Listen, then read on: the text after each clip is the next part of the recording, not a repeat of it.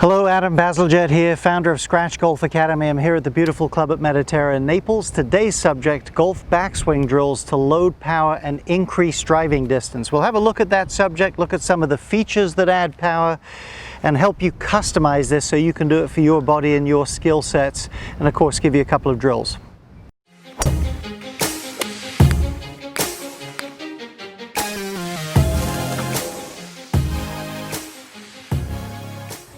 Very briefly, if you're new to the channel or maybe you've watched SW Golf videos before but have never subscribed, I'd really appreciate it if you do that. Got lots of free content planned for you. Also hit the little bell there and you'll be notified every time a new video is coming your way.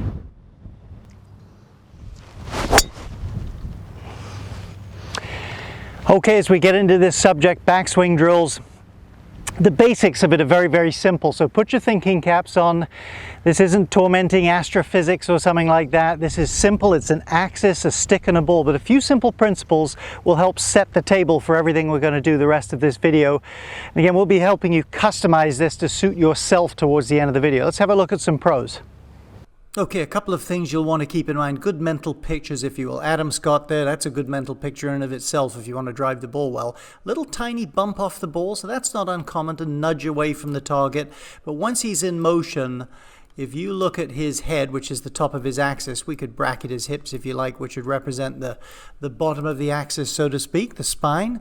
Very stable. Everything's swinging around that, all the way up to the top. So you can see how he stayed beautifully in the middle there. He stayed nicely stable. So here's something for you to consider. The furthest, I should say, the hands ever get from the target is when the arm is horizontal in the backswing, if it's a good backswing. From then on, the circle is getting nearer the target, as is the golf club. That's how you get your backswing long, and it's not just the arms and the club that make the difference. Watch his right side there coil back behind him that way. That's how you're going to get a longer backswing and store more power. Have a look at Tiger from the rear view here, and you watch his right side pivot back towards the target. Obviously, correspondingly, his left side's going the other way, so the axis, again, staying nice and still. Wham, there you go. Let's look at one more example. Freddie Couples, the incomparable. Everyone would like to hit the ball like him. Again, this is an interesting fact as well. I got to spend a good amount of time with Swing Catalyst top-end force plates measuring pressure under the feet of the golfer. And one of the things I noticed, it wasn't just me, I was with a very well-known instructor now these days called Andrew Rice, an old friend of mine, a great instructor, and we noticed patterns of elite players that in all cases, at least the ones we saw, in all the cases, the most weight they ever had on that foot was at this point of the backswing. Once those arms started to go that way, weight reduced on the right side. It didn't go back to the left side, but it certainly by a few percentage points began to center up again. So again, longer backswings have to go this way. And the reason they produce more power, given certain conditions, which we'll get into, is it gives you more space and more time as a run-up to the ball to create speed.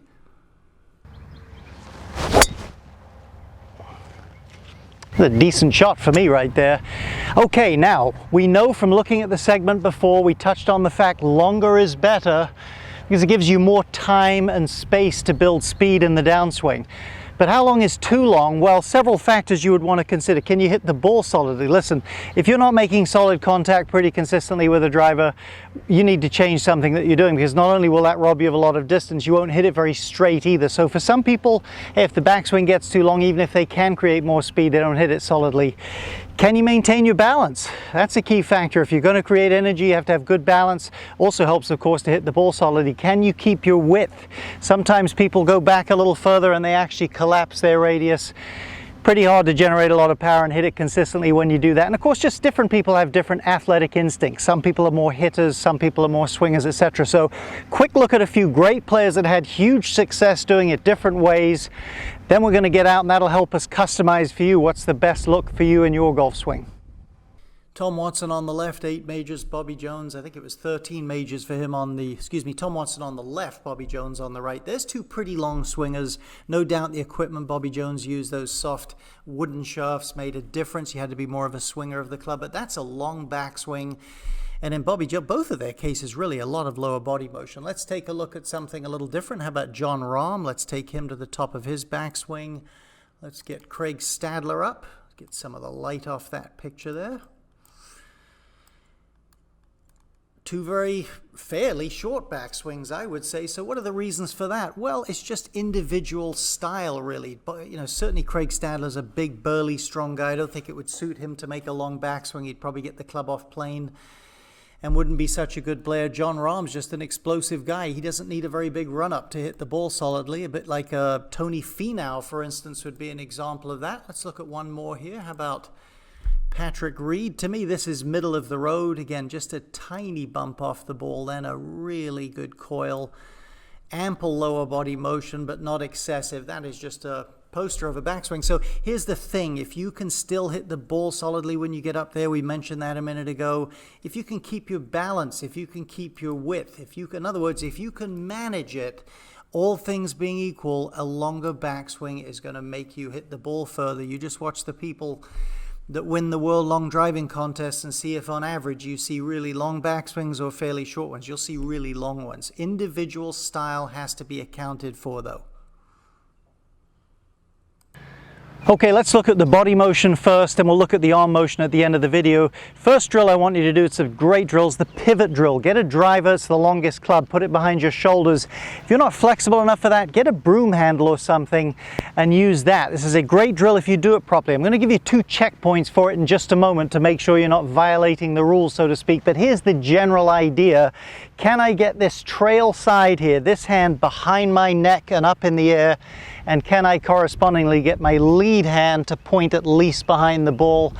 That's the sort of thing that gives you a big backswing. Ideas you'll want to play around with. If in doing that, it twists your head so far you can hardly see the golf ball, that's probably too big a backswing for you. You've got to tone it down a little bit. It's okay to twist your head a bit so you have some, but you have to have some view of the ball. Second thing, of course, is the resistance between the upper body and the legs. As we saw, certain great players allowed for more lower body movement to allow them a big pivot.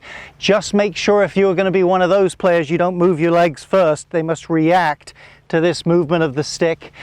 And again, try to find something where you feel like, hey, I'm in balance, I feel some level of torque and control, I can still see the ball. Maybe push it a little bit beyond that, you'll be in the right neighborhood. Let's have a look at 2 pitfalls or 2 checkpoints at least for this drill. Then we'll look at the arm position. So checkpoint number 1 there, am I keeping my axis, my head in other words, fairly still? That would be excessive movement. That would be about right. It can move around a little bit. Certainly I don't want to topple that way, so get feedback. Shadow is great, mirror is great as well. And we're going to look in the mirror for checkpoint number 2 here. Okay, second checkpoint is my pivot about perpendicular to my spine angle? You can see that when you look in the mirror. I can actually see that with the stripes on my shirt. I can also see that my axis isn't getting taller or squatting into the ground. If you turn too flat, you'll almost always get taller. In the less likely scenario, too steep, you'll tend to dip to the ground. But is my axis consistent? Is my pivot at right angles to my axis? So let's talk about the arms and what's important with them in the backswing. Now, before I say that, listen, good posture, good swing plane, there's some other factors, of course, that are important in a good backswing and free you up to swing better. But we're primarily focusing here on the ones that deal with length of backswing and storing up energy. So, in terms of the arms, let me say one other word, by the way. I've been around a lot of great players in my day. Fortunately for me, worked for David Leadbetter for 14 years and been around some players in other contexts. I've yet to see the truly elite player that didn't take some time away from the ball, usually away from the golf course, to just play around with some stuff and sort of figure some things out.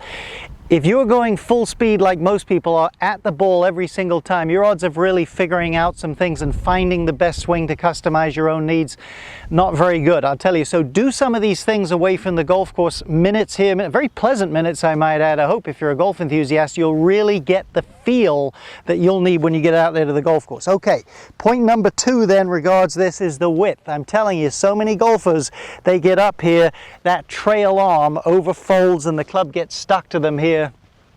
you're probably not going to make consistent contact. You lose torque when you do that. Now, certainly there have been some great players. Tom Watson maybe comes to mind, Curtis Strange, that had some bend in their left arm. A little bit of that's okay, but you've got to keep reasonable space between your hands and your body, even if you do bend that a little bit.